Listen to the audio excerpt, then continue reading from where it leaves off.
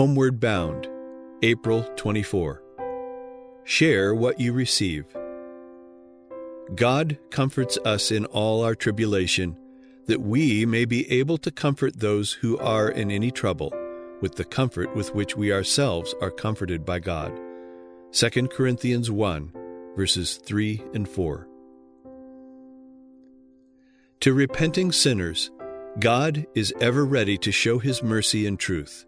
He is ready to bestow upon them forgiveness and love, and He requires that those who have been blessed by His compassion shall reveal the same mercy and love toward others, for this is doing the works of Christ. This is keeping the commandments of God.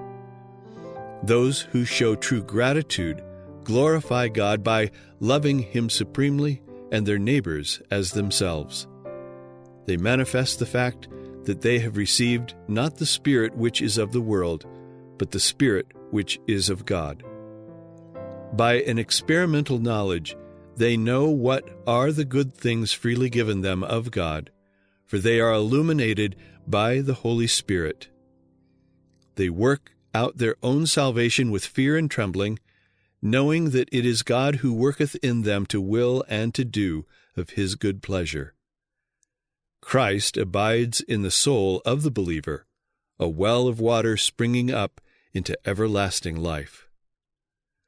When we look upon ourselves as the purchased possession of Christ, we shall more clearly realize our need of His constant presence in order that we may represent Him by manifesting sympathy and love to all who are brought within the sphere of our influence.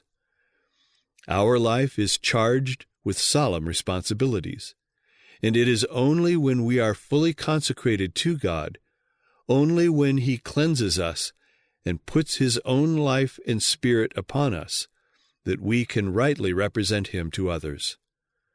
Our accountability extends to our thoughts, words, and acts, as well as to our larger transactions among our fellow men.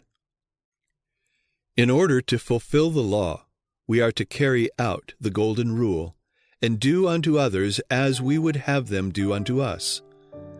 Our influence must be sanctified by the Holy Spirit of God if it is to be a blessing to humanity. We are not to be anxious as to what we will do for weeks or months or years ahead, for the future does not belong to us. One day alone is ours, and during this day we are to live for God, beautify our characters by faith in the righteousness of Christ. This one day we are to place in the hands of Christ in solemn service, in all our purposes and plans to be guided by Him. This one day we are to do unto others exactly as we wish them to do unto us. We are to be ready to speak kind words from hearts full of sympathy and love. Signs of the Times, July 11, 1892.